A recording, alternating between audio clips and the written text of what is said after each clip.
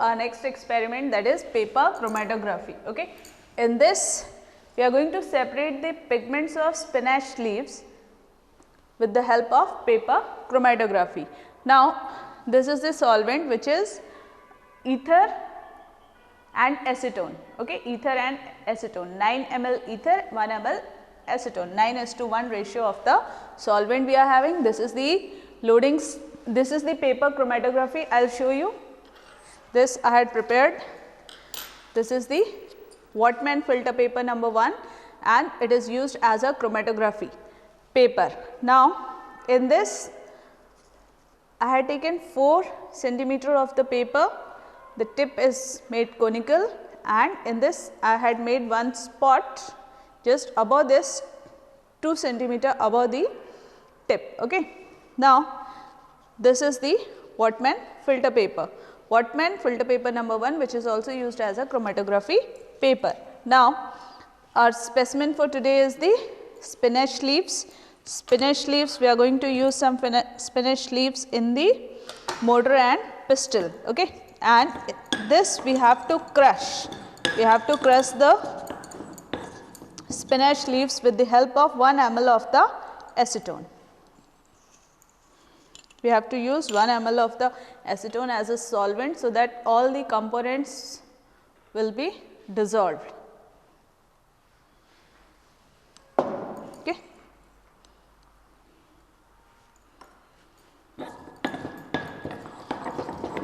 Now, I am grinding it. We have to make a paste of this.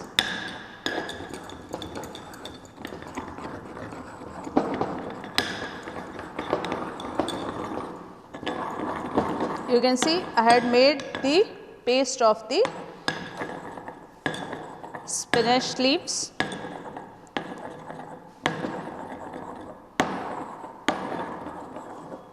Okay. Now,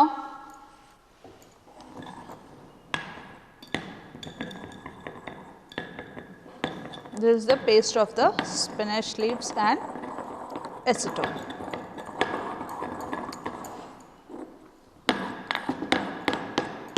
Now, with the help of capillary tube, we have to load this solution on the chromatography paper. You can see here.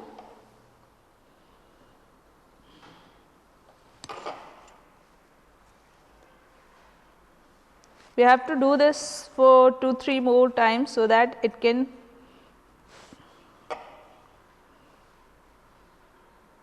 move with the help of acetone ether solvent. Okay. So, this is the material on the chromatography paper.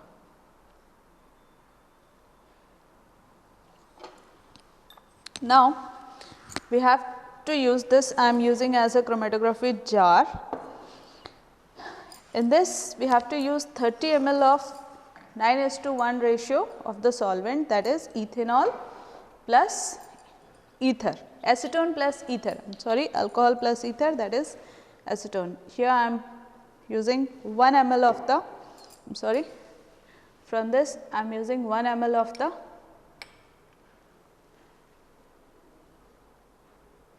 acetone. Okay. We have to make the solution of this, and this is the ether.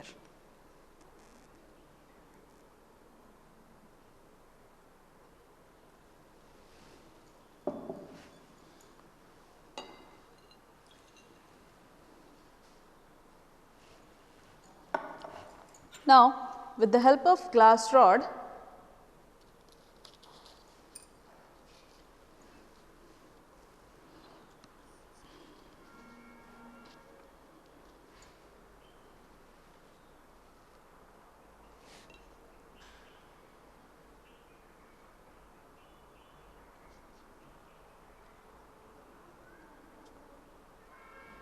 here.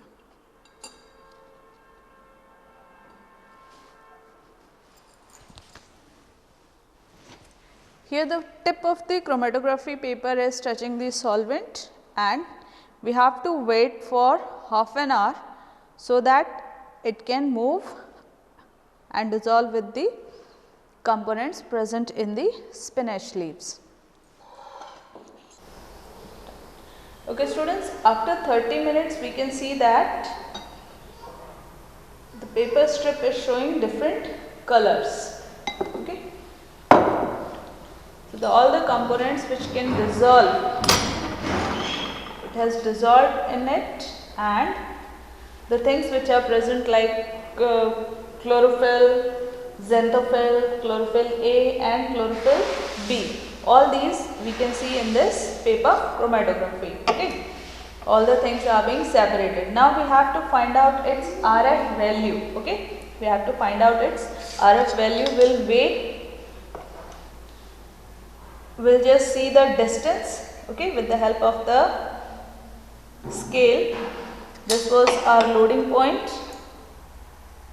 Okay, this was the loading point, and from here how much it had been traveled. So we have to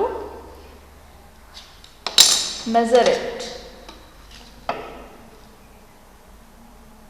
Okay, you can see up to here, and we can see one more color from here.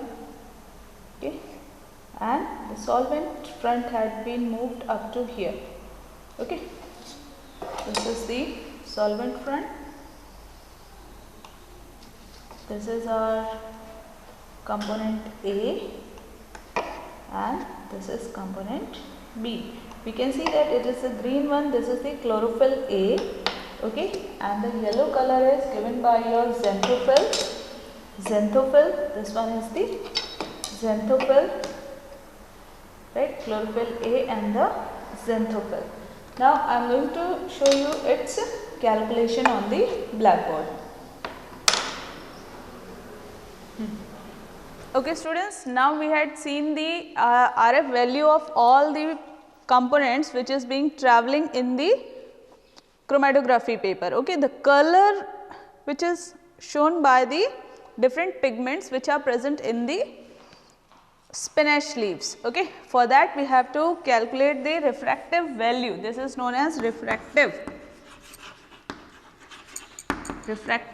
value. For this we have to use the formula distance travelled by the compound upon distance travelled by the solvent. Solvent was acetone ether solvent. Okay, that is the composition of acetone and ether. 9 ml of ether and 1 ml of acetone. It is 9:1 ratio. Okay, and the distance travelled by the compounds are your chlorophyll, xanthophyll, chlorophyll A, chlorophyll B. Okay, so we have to calculate the distance, how much the solvent has reached. Okay, and the colored pigment which is being shown in this. Okay, so by doing this experiment you are going to find out the refractive value of the colored components. Okay, that value will never be more than 1. Okay, it will always be less than 1. So when you people will perform this experiment, you are going to find out your own refractive value of the experiment, right? So with this we had completed one experiment, and you have to do the calculation part. Write this practical in the practical notebook and do the calculation part. Okay students, thank you.